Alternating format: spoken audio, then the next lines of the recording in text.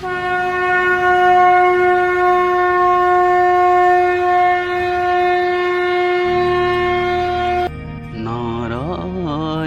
नमस्कृत्य नरं चैव नरोत्तमं देवीं सरस्वतीं व्यासं ततो जयमुदीरयेत्। मूकं करोति वाचालं पङ्गुलङ्घयते गिरिं यत्कृपातमहं वन्दे परमानन्दमाधवम्। प्रिय सज्जन मंडली, प्रथमे भगवान नारायण श्रेष्ठ पुरुष नर देवी सरस्वती और व्यासदेव को नमस्कार करी परे जय अर्थात पवित्र कथा उच्चारण करवा उचित। जहाँ कृपारे मूक मनीष मध्य कथा कही पारे, छोटा मध्य चली पारे, पर्वत चढ़ी पारे, से परमानंदमय भगवान माधव को मु नमस्कार करुछि।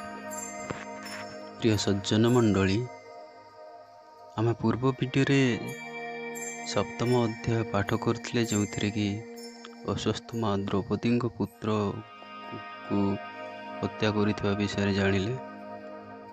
आज आसंतु आमे श्री जगन्नाथ दास को प्रणीत श्रीमद् भागवत महापुराण प्रथम स्कंद अष्टम अध्याय पाठ करवा। तेज चलतु वीडियोटी आरंभ करवा। ओम श्री परमात्मने नमः। ओम नमो भगवते वासुदेवाय। श्रीमद् भागवत महापुराण प्रथम स्कंध अष्टम अध्याय। अष्टमे अस्वस्थमा बाणु रखिले परीक्षित जेणु कुंतीर स्तव कृष्ण पादे युधिष्ठि शोक ज्ञाति बोधे। सुत उवाच सकले मिली दुख शोके मिलिले गंगार उदके। मृत्यु उदक दान अर्थे द्रौपदी कुंतीर सहिते। अपरे जेते नारी गणे सकले शोक निवारणे।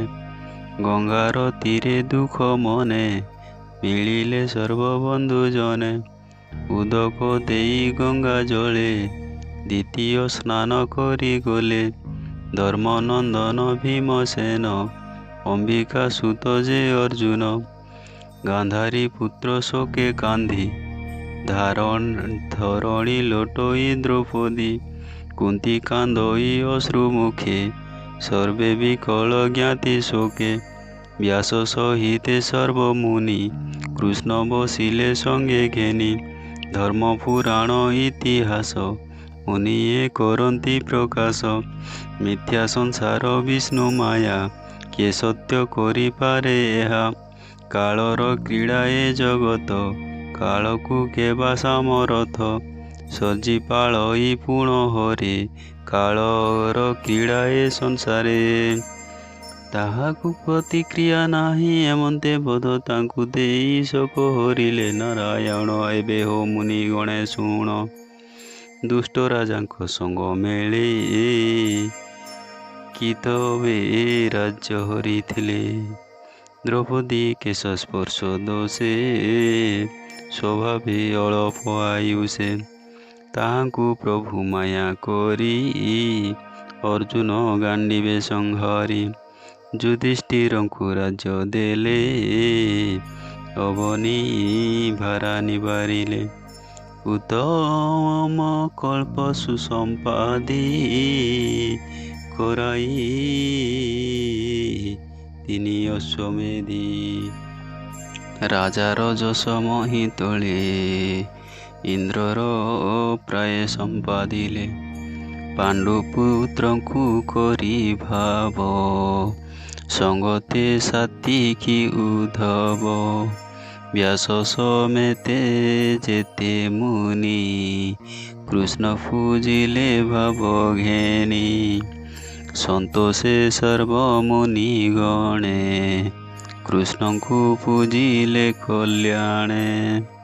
ताहाकु मागी अनुजान रथे बसिले भगवान। द्वारका विजे नर हरि ବାଜଇ ମଙ୍ଗଳ ମହୁରୀ। ଏମନ୍ତେ ଶୁଣ ମୁନି ଜନେ, ଉତ୍ତରା ରାଜାର ଭୁବନେ। ଥିଲା ସେ ଅଭିମନ୍ୟୁ ଅନ୍ତେ, ଅନଳେ ନଗଲା ସଙ୍ଗତେ। ବିଧବା ରୂପେ ଗର୍ଭବାସେ, କୁନ୍ତି ଦ୍ରୌପଦୀ ମନ ତୋଷେ। ତାର ଗର୍ଭକୁ କୋପ କଲା, କାନନେ ଦ୍ରୋଣ ଗୁରୁ ବଳା। ଅର୍ଜୁନ ହସ୍ତେ ଦଣ୍ଡ ପାଇ, ଲୁଚିଣ ଥିଲା ବନେ ଯାଇ। ସହି ନ ପାରି ଅପମାନ, କୋପ ବସିଲା ତାର ମନ। ସଂକଳ୍ପ କରି ଗଙ୍ଗା ଜଳେ, ଧନୁ ଧଇଲା କୋପା ନଳେ। ମନ୍ତ୍ର ଉଚାରି ବ୍ରହ୍ମଚର, ବୋଲଇ ଦ୍ରୋଣଙ୍କ କୁମର। ତୁ ଯେବେ ସତ୍ୟ ବ୍ରହ୍ମଚର, ଅବନି ଅପାଣ୍ଡବା କର।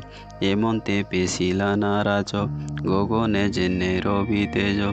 ଦିଶ ଆକାଶ ଆବରିଲା, ତା ତେଜେ ଭୁବନ କମ୍ପିଲା। ଗଗନ ଘୋଟି ସେ ଆସଇ ଦେଖି, ଉତ୍ତରା ଭୟ ପାଏ ଧାମଇ। ଜୀବନ ବିକଳେ କେଶବସନ ଅସମ୍ଭାଳେ, ବିକଳେ ବେନି କର ତୋଳି। ଡାକଇ ରଖ ବନମାଳି, ହେ ଦେବ ଦେବ ଜଗନ୍ନାଥ। ଭାରା ନିବାରେ ତୁହି ଜାତ, ଅନାଥ ନାଥ ଭାବଗ୍ରାହୀ। ମତେ ସଙ୍କଟୁ କର ତ୍ରାହି, ତୋତହୁ ନ ଜାଣଇ ଆନ। ଅଭୟ ସଙ୍କଟ ଭଞ୍ଜନ, ଏ ଯେ ଗଗନ ମାର୍ଗେଶ୍ୱର। ଆସଇ ଯେନେ ଦିବାକର, ପାଣ୍ଡବ କୂଳ ଏ ହରିବ। ଏହାକୁ କେବା ନିବାରିବ, ତୋରେ ଶରଣ ଗଲି ମୁହିଁ। ଅଗର୍ଭ ରଖ ଭାବଗ୍ରାହୀ, ଏ ଗର୍ଭର ବିତଳେ ଥାଉ। ମୋର ଜୀବନ ପଛେ ଯାଉ। ସୁତ ଉବାଚ, ଉତ୍ତରା ବାକ୍ୟ କର୍ଣ୍ଣେ ଶୁଣି, ମନେ ଚିନ୍ତିଲେ ଚକ୍ରପାଣି। ଦ୍ରୋଣ କୁମର ଅପମାନେ, ଲୁଚି ଯେ ଥିଲା ଘର ବନେ। ମନ୍ତ୍ରେ ମନ୍ତ୍ରିଣା ବ୍ରହ୍ମଚର, ମେଦିନୀ ଅପାଣ୍ଡବ କର। ପ୍ରହାର କଲା କୋପ ଭରେ, ମୁହିଁ କରିବି ପ୍ରତିକାର। ଏକଥା କୃଷ୍ଣ ମୁଖ ଶୁଣି, ପାଣ୍ଡବେ ନିଜ ଧନୁ ଆଣି। ସୂର୍ଯ୍ୟର ପ୍ରାୟ ଏକେ ଏକେ, ପଞ୍ଚ ନାରାଜ ଅଭିମୁଖେ। ଯୋଛି ଚାହିଁଲେ କୃଷ୍ଣ ମୁଖ, ଅନ୍ତେ ବୋଲନ୍ତି ରଖ ରଖ। ତାହା ଜାଣିଲେ ନର ହରି, ତକ୍ଷଣେ ଚକ୍ରକୁ ସୁମରି। ବୋଇଲେ ଶୁଣ ସୁଦର୍ଶନ, ରଖ ତୁ ପାଣ୍ଡବ ଜୀବନ। ତକ୍ଷଣେ କୃଷ୍ଣ ଆଜ୍ଞା ପାଇ, ଯହିଁ ପାଣ୍ଡବ ପାଞ୍ଚ ଭାଇ। ମେଘର ପ୍ରାୟ ଆଚ୍ଛାଦିଲା, କୃଷ୍ଣର କରେ ବିଜେ କଲା। ସେ ଚକ୍ର ଘେନି କୃଷ୍ଣ ବେଗେ, ପଶିଲେ ଉତ୍ତରାର ଗର୍ଭେ। ସୋମାୟା ବଳେ ଚକ୍ରପାଣି, କେ ଅବା ପାରେ ପରିମାଣି। ସକଳ ଆତ୍ମା ଯୋଗେଶ୍ୱର, ଯାର ମହିମା ଅଗୋଚର। ପାଣ୍ଡବ ବଂଶ ରକ୍ଷା ଅର୍ଥେ, ଗର୍ଭ ଆବରି ଚକ୍ର ହସ୍ତେ। ସ୍ୱଭାବେ ଅସ୍ତ୍ର ବ୍ରହ୍ମଚର, ତାହାକୁ ନାହିଁ ପ୍ରତିକାର। ବିଷ୍ଣୁ ତେଜରେ ତା ସଂହାରି, ଗର୍ଭକୁ ରଖିଲେ ମୁରାରି। ଯାହାର ମାୟା ଏ ସଂସାରେ, ସର୍ଜଇ ପାଳଇ ସଂହାରେ। ଏ କି ଆଶ୍ଚର୍ଯ୍ୟ ଅଟେ ତାର, ସର୍ବ ଆଶ୍ଚର୍ଯ୍ୟ ଯେ ଈଶ୍ୱର। ସେ ବ୍ରହ୍ମଶସ୍ତ୍ର ଯହୁଁ ଗଲା, ପାଣ୍ଡବେ ଗୋବିନ୍ଦ ରଖିଲା। ଯାହାକୁ ରଖିବେ ଅନନ୍ତ, କି କରିପାରେ ବଳବନ୍ତ।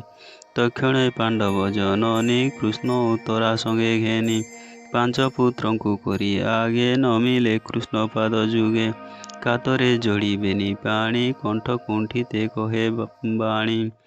ବୋଲଇ କୃଷ୍ଣ ମୁଖ ଚାହିଁ, ହୋ ନାଥ କର ମତେ ତ୍ରାହି। କୁନ୍ତି ଉବାଚ, ଭୋ ନାଥ ନମୁ ତପୟର। आदिपुरुष तु ईश्वर प्रकृति परे तोर बास एणु प्राणी की अप्रकाश जन्तुଙ୍କ ଅନ୍ତର ବାହାରେ ତ ବିନୁ ଅନ୍ୟ ନାହିଁ ପରେ ଆଚ୍ଛାଦି ମାୟା ଯବନିକା ନିର୍ଲେପ ରୂପେ ଥାଉ ଏକା ଇନ୍ଦ୍ରିୟ ଗଣ ତୁଲେ ପୁରୀ ଅବୟ ଆତ୍ମା ରୂପ ଧରି ତୋହର ମାୟା ଯାର ଚିତେ ସେ ତୋତେ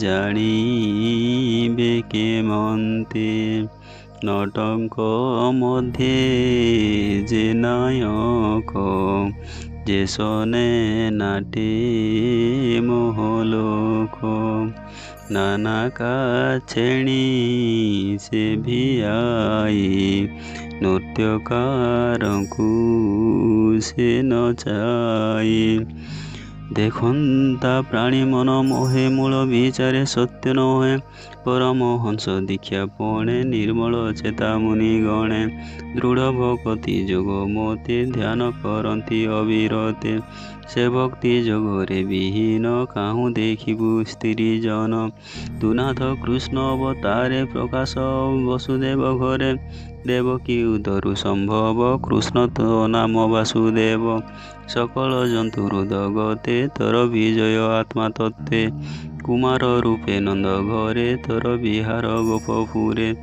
ଇନ୍ଦ୍ର ବିବାଦେ ବନମାଳି ପର୍ବତ ବାମ করে ତୋଳି ରଖିଲୁ ଗୋପର ସମ୍ପଦ ଏଣୁ ଯେ ନାମ ତ ଗୋବିନ୍ଦ ତୁମକୁ ମୋର ନମସ୍କାର ତବିନୁ ନ ଜାଣଇଆର ପ୍ରଳୟ ଜଳେ ତୋର ବାସ ନାଭିରୁ ପଙ୍କଜ ପ୍ରକାଶ ପଙ୍କଜ ମାଳା ତୋର ଗଳେ ବିହରୁ ଭୁବନ ମଣ୍ଡଳେ ପଙ୍କଜ ଲୋଚନ ସୁନ୍ଦର ନମଇ ପଙ୍କଜ ପୟର ଦେବକୀ ଦେବୀ କଂସ ଘରେ ବନ୍ଦିରେ ଥିଲା ଶୋକ ଭରେ ମୁଁ ପଞ୍ଚ ପୁତ୍ର ଘେନି ଯେବେ ବନେ ବଞ୍ଚଇ ଦୁଃଖ ଭାବେ ଦେବକୀ ପ୍ରାୟ ମତେ କରି ଅଶେଷ ସଙ୍କଟୁ ଧରି ଭୀମକୁ ବିଷ ଲଡୁ ଦେଲେ ତହୁଁ ରଖିଲୁ ତେତେବେଳେ ଯଉର ଘର ଦହନରୁ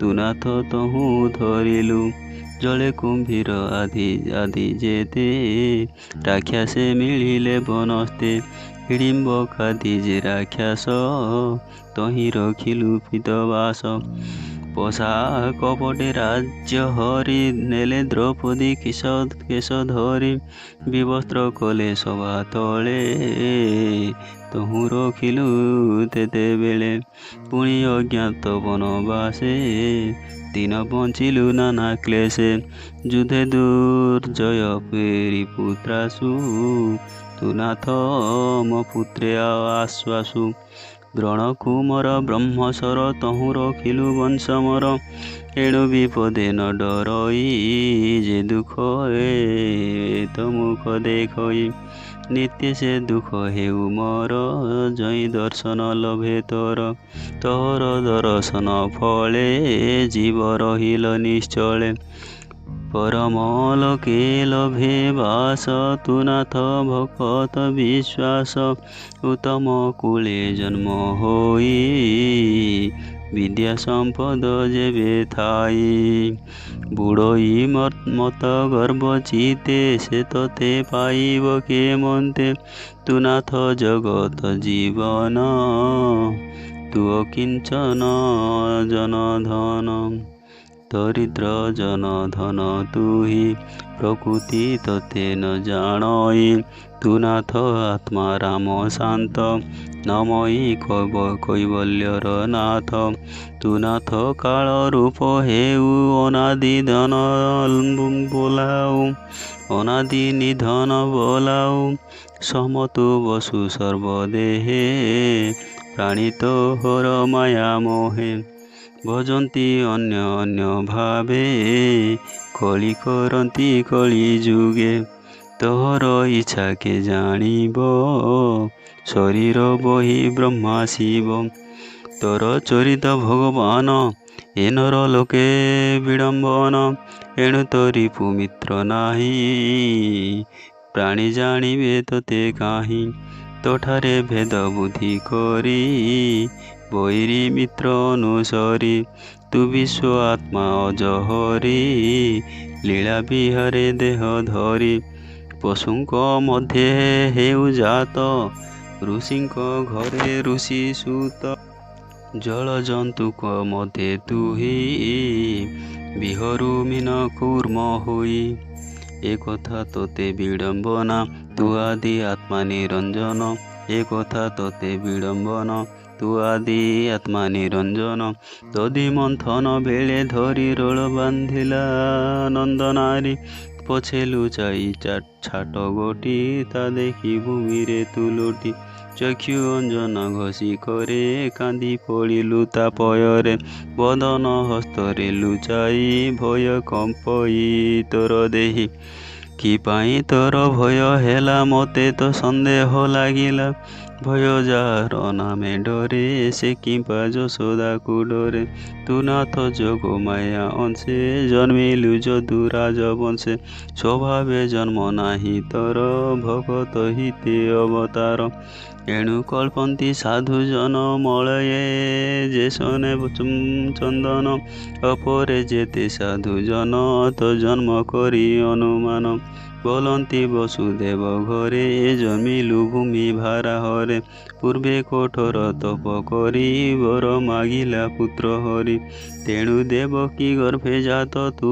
ଯେଣୁ ଅନାଥର ନାଥ କେ କହେ ଦୈତ୍ୟ ଭାରେ ମହି ବ୍ରହ୍ମା ସମୀପେ ଦୁଃଖ କହି ତାହାର ଅର୍ଥେ ପଦ୍ମାସନ ଗଲେ ତୋହର ସନ୍ନିଧାନ ସର୍ବଦେବଙ୍କୁ ଘେନି ଗଲେ ତୋର ଚରଣେ ସ୍ତୁତି କଲେ କହିଲେ ତ ଚରଣ ତଳେ ନାବ ବୁଳାଇ ଯେହ୍ନେ ଜଳେ ତେମନ୍ତ ବୁଡ଼ିଲା ଧରଣୀ ଏହାକୁ ରଖ ଚକ୍ର ପାଣି ତେଣୁ ତୁ ନର ରୂପ ଧରି ଭୂମି ମଣ୍ଡଳେ ଅବତରି କେବଲେ କାମ୍ୟ କର୍ମ ବଳେ ଜନ୍ତୁ ଯେ ବୁଡ଼େ ଭବ ଜଳେ ଅତି କ୍ଲେଶିତ ତାଙ୍କ ଦେହି ତାହାଙ୍କୁ ଧରିବା ପାଇଁ ଧ୍ୟାନ ଶ୍ରବଣ ମନ୍ତ୍ର ଗୁରୁ ଲୀଳା ବିସ୍ତାରେ ଅବତରୁ ତୋର ଚରିତ କର୍ଣ୍ଣେ ଶୁଣି ତୋର ମହିମା ମନେ ଗୁଣି ତୋର ନାମକୁ ମୁଖେ କହି ଆନନ୍ଦେ ରୋମାଞ୍ଚିତ ଦେହି ଏଣୁ ପଶନ୍ତି ତୋ ଚରଣେ ନିଶ୍ଚିନ୍ତେ ଧ୍ୟାନ ସୁମରଣେ ତୋହର ଚରଣ ଦେଖନ୍ତି ଭବ ପ୍ରବାହୁ ତରି ଯାନ୍ତି ସେ ପାଦେ ପଶିଲି ଶରଣ ମୋତେ ନତେ ନାରାୟଣ ତୁଜେ ମୋହର ସୁତ ହିତେ ଜନ୍ମିଲୁ ଏ ଘର ଜଗତେ ତୋର ସୁହୃଦ ପଣେ ହରି ତୋର ଚରଣେ ଆଶ୍ରା କରି ନିତ୍ୟ କରନ୍ତି ତୋତେ ଧ୍ୟାନ ତତହୁ ନ ଜାଣନ୍ତି ଆନ ବିରୋଧ କରି ରାଜକୂଳେ ବଞ୍ଚନ୍ତି ତୋର ବାହୁବଳେ କେବଳ ନାମ ରୂପ ତୋର ମୋର ପୁତ୍ରଙ୍କ ସୁଖ ଘର ଯଦୁଙ୍କ ତୁଲେ ତାହା ଚିନ୍ତି ଏ ଭବ ଭୟେ ନ ଡରନ୍ତି ତୋ ରୂପ ନ ଦେଖି ନୟନେ ଇନ୍ଦ୍ରିୟ ଯେହ୍ନେ ଆତ୍ମା ବିନେ ଏ ମୋହି ତୋର ପାଦ ଲାଗି ଯେମନ୍ତ ଦିଶଇ ସୌଭାଗୀ ତୋ ଅବତାର ଯେବେ ଯିବ ବିଧବା ପ୍ରାୟ ଦିଶିବ ଏହା ଉପରେ ଯେତେ ଜନ ଗ୍ରାମ ଔଷଧି ଗିରିବନ ସମୁଦ୍ର ଆଦି ଜଳ ସ୍ଥାନ ଆଶ୍ରିତ ତୋହର ଚରଣ हे विश्व आत्मा विश्वेश्वर मोतर चरणे किंकर पांडव कूले बुष्टि वंशे मुझे बंधन स्नेह पासे तुझे बे शरण सदर ए स्नेह पास छेद मोर भोनाथ श्री मधुसूदन तोर चरणे मोर मन सर्व विषय दूरे तेजी ନିଶ୍ଚଳେ ରହୁ ନିତ୍ୟ ଭଜି। ଗଙ୍ଗାର ସ୍ରୋତ ଯେନେ ବହେ ସେ ପୁଣି ସିନ୍ଧୁ ଜଳେ ରହେ। ହେ କୃଷ୍ଣ କୃଷ୍ଣ ସଖା ତୁହି, ହେ ବୃଷ୍ଣି ଶ୍ରେଷ୍ଠ ଭାବଗ୍ରାହୀ। ଅବନି ରଖି ଆଦି ମୂଳ, ନାସିଲୁ ଦୁଷ୍ଟ କ୍ଷତ୍ରି କୂଳ। ତୋହର ହେତୁ ସେ ତରନ୍ତି, ନିଶ୍ଚିନ୍ତେ ତ ଦେହେ ପଶନ୍ତି। ଗୋବିନ୍ଦ ଶରଣ ସୋଦର, ଭକତ ଜନ ସୁଖ ଘର। ଗୋବିନ୍ଦ ଶରଣ ସୋଦର, ଭକତ ସୁଜନ ସୁଖ ଘର। ତ ଅବତାର ଏ ଜଗତେ, ଗୁରୁ ବ୍ରାହ୍ମଣ ଦେବ ହିତେ। ଅଖିଳ ଗୁରୁ ଯୋଗେଶ୍ୱର, ତୋ ପାଦେ ମୋର ନମସ୍କାର। ସୁତ ଉବାଚ। ସୁତ କହନ୍ତି ମଞ୍ଜୁବାଣୀ, କୁନ୍ତି ବଚନ କୃଷ୍ଣ ଶୁଣି। ହସି ବୋଲନ୍ତି ଦାମୋଦର, କମଳ ବଚନ ଗମ୍ଭୀର। କରିବି ସତ୍ୟତ ବଚନ, କହି ଉଠିଲେ ଭଗବାନ। ହସ୍ତିନାପୁରେ ଯାଇ ପଶି, ହସ୍ତିନାପୁରେ ଯାଇ ପଶି। ସକଳ ନାରୀଙ୍କୁ ଉଶ୍ୱାସୀ। ବ୍ୟାସ ସହିତେ ମୁନିଗଣ, ସଙ୍ଗତେ ଘେନି ନାରାୟଣ। ନିକଟେ ବସି ଏକେ ଏକେ, ବୋଧିଲେ ଇତିହାସ ବାକ୍ୟେ। କୃଷ୍ଣ ମାୟାରେ ମନ ଛନ୍ନ, ନ ବୁଝେ କୃଷ୍ଣର ବଚନ। ସ୍ନେହ ମୋହରେ ବଶ ହୋଇ, କୃଷ୍ଣଙ୍କୁ ଶ୍ରୀକୃଷ୍ଣ ମୁଖକୁ ଅନାଇ। କପାଳେ ଦେଇବେନି କର, ବୋଲୋଇ ରାଜା ଯୁଧିଷ୍ଠିର। ଯୁଧିଷ୍ଠିର ଉବାଚ। ଶୁଣ ହେ ପ୍ରଭୁ ଦାମୋଦର, ମୁଁ ରାଜା ଧର୍ମର କୁମର। ମୋହର ପୂର୍ବ କର୍ମ ଦୋଷେ, ପଡ଼ିଲି ସ୍ନେହ ମୋହ ପାଶେ। ଦେଖ ଅଜ୍ଞାନ ବୁଦ୍ଧି ମୋର, ମୁଁ ମୂଢ଼ ଦୁଷ୍ଟ ଦୁରାଚାର। ଏ ମାୟା ଦେହେ ସ୍ନେହ କରି, ଅନେକ ଅକ୍ଷୋହିଣୀ ମାରି। ବାଳକ ଦ୍ୱିଜ ବନ୍ଧୁ ମିତ, ପିତୃଭ୍ରାତ ଯେ ପୁରୋହିତ। ଦ୍ରୋହ ମୁଁ କଲି ଅବିବେକେ, ନିଶ୍ଚୟ ପଡ଼ିବି ନରକେ। ବରଷ ଅୟୁତେ, କେବେ ମୋକ୍ଷ ନାହିଁ ମତେ। ଏମନ୍ତ ଶାସ୍ତ୍ରର ବଚନ, ଯେ ଧର୍ମ କହେ ମୁନିଜନ। ପ୍ରଜା ପାଳନେ ଧର୍ମ ଯୁଧେ, ଦୋଷ ନ ଲାଗେ ଶତ୍ରୁବଧେ। ଏ କଥା ମତେ ବୋଧ ନୁହେଁ, ସକଳ ଘଟେ ହରି ରହେ। ପ୍ରାଣୀର ବଧେ କାହିଁ ଧର୍ମ, ଏଟି ଅବିଦ୍ୟା ଭ୍ରମ। ବନ୍ଧୁ ବାନ୍ଧବ ନ ପ୍ରମାଣୀ, ସଂଗ୍ରାମେ ମଲେ ଯେତେ ପ୍ରାଣୀ। ତାଙ୍କର ମଣିମାନେ ଗୃହେ, ଦିନ ବଞ୍ଚନ୍ତି ଶୋକ ମୋହେ।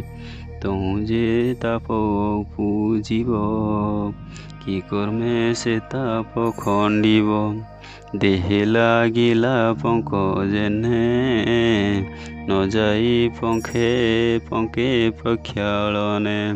ମଦ୍ୟକୁ ଆଣି ଦେହେ ବଳି, ମଦ୍ୟ ଯେ ଶନେ ତାପ ଖାଳି।